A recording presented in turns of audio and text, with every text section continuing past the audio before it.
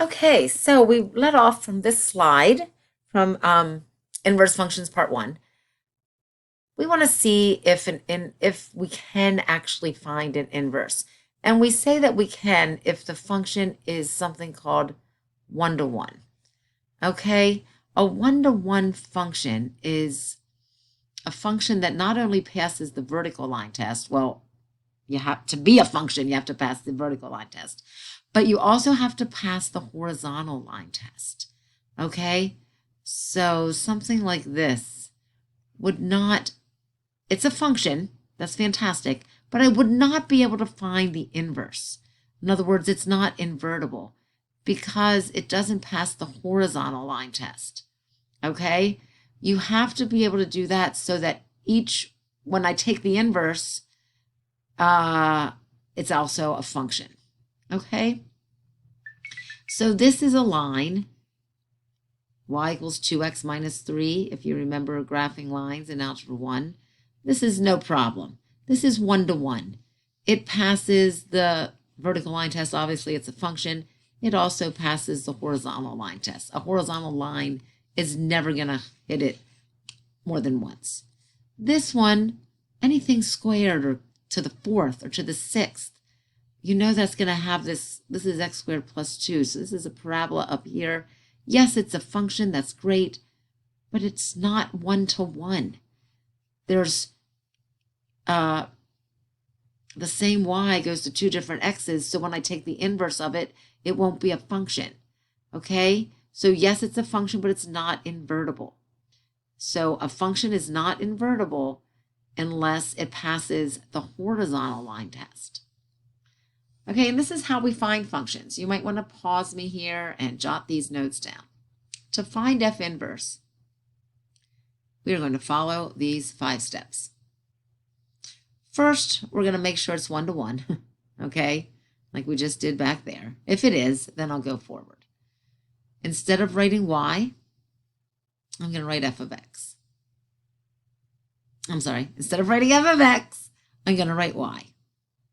Everywhere there's an x, I'll write y. Everywhere there's a y, I'll write x after I do that.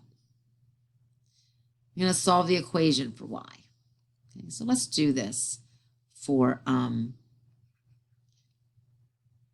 let's do this for this function, okay? F of x equals 1/2 x minus 12, okay? Step 1, replace f of x by y. There we go. There's step 1. Step 2, interchange x and y. Okay, instead of writing y, I'll write x. Instead of writing x, I'll write y. Everything else is the same. That's step 2. Step 3, we're going to solve this equation for y. Alrighty, so I guess I'll add 12 to both sides because I like to get the y by itself. And then to get rid of 1/2 times y, I'll multiply by 2. You could think of it as dividing by 1/2, but that's messy. Let's multiply by 2 instead, okay? Multiply this side by 2, multiply this side by 2. So I have 2 times x plus 12 equals y. There, I solved for y. Now I'm going to replace y by f inverse of x. So I'll say f inverse of x equals, I'm going to distribute through, okay, and just say 2x plus 24. There's my answer. Check that the domain of f is the range of f inverse and the range of f is the domain of f inverse. Maybe I'll do that with just a couple points. Okay, into my f function, let's put 0. My original f function. 1/2 of 0 is 0. 0 minus 12 is negative 12. Now, in my new function, let's put negative 12. I should get 0 if this is working. That's what they're saying by checking that they're opposites. let's put negative 12 in here. 2 times negative 12 is negative 24. Negative 24 plus 24 is 0. So it's looking pretty good. If you want to try it with another point, you know, maybe put 4 in for x. Half of 4 is 2. 2 minus 12 is negative 10. And then I'll put negative 10 in for x here just to make sure. 2 times negative 10 is negative 20.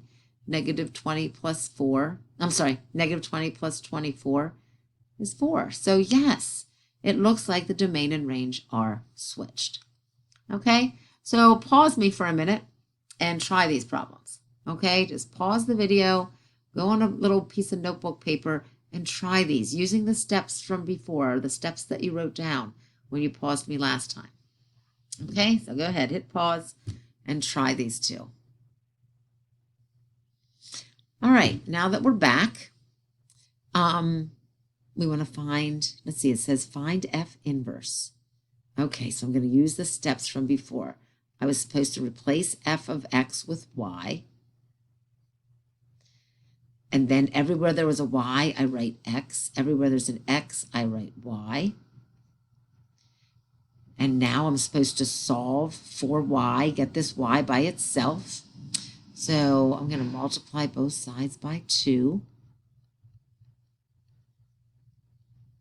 And subtract 6. And my last step is to rewrite it as F inverse. F inverse of x equals 2x minus 6. That's what I think. There's my F inverse. Now it says find F inverse of 5. Well, if I put 5 in there, that'll be 2 times 5 minus 6. 10 minus 6 is 4. So F inverse of 5 is 4. So let me just double check that. That would mean that when I put 4 in here, I should get 5. It should be the reverse. 4 plus 6 is 10. 10 divided by 2 is 5. Yep, things are looking pretty good. F inverse of f of 2, guess what? I don't even care what the functions are. I know that's going to be 2.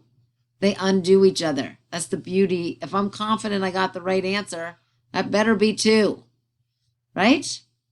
F inverse of f of 2. Well, let's try it. F of 2 is what I do first. 2 plus 6 is 8. 8 divided by 2 is 4. Okay, so let's put 4 in the F inverse function. 2 times 4 is 8. 8 minus 6 is 2. Yep. F of F inverse of 2 was 2. Okay. Let's do the same thing with this g of x function. So pretend like all these directions up here say g of x. All right. Replace g of x with y. That's always the first step. Everywhere there's a y, we write x. Everywhere there's an x, we write y. Then we solve for y. So I guess I'll add 7. That'll give me x plus 7 equals 3y. I'll divide by 3. So I think I got x plus 7 over 3. So my g inverse, I think, is x plus 7 over 3. Okay? Then they want me to find g inverse of 5. So I'll put 5 in here. 5 plus 7 is 12. 12 divided by 3 is 4. So g inverse of 5 is 4. Okay, now g inverse of g of 2. Well, I know that's going to be 2.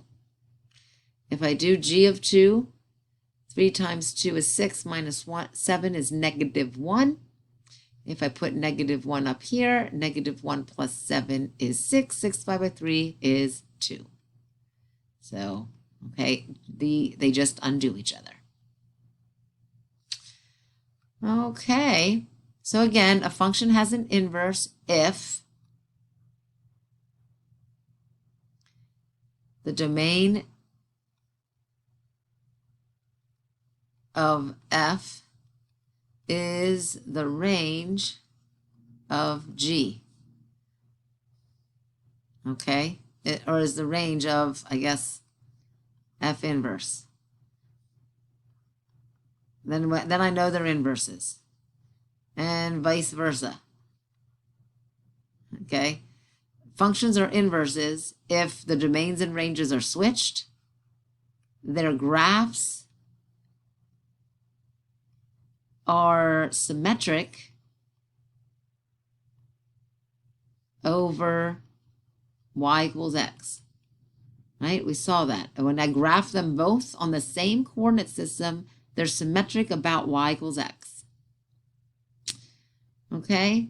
Also, well, I guess maybe this was asking, a function has an inverse. They have to be 1-to-1. In other words, pass the horizontal line test.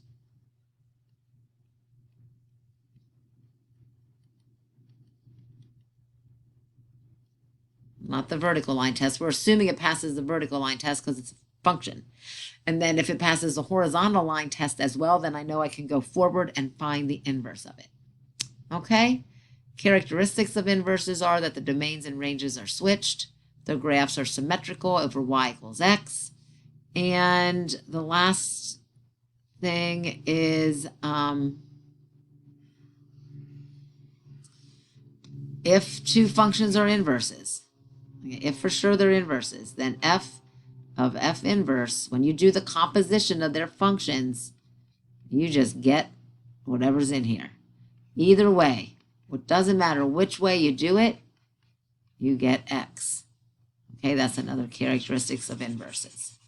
All right, so use these videos, go back and forth if you need to, while you go work through the homework. All right, see you guys in class. Miss ya.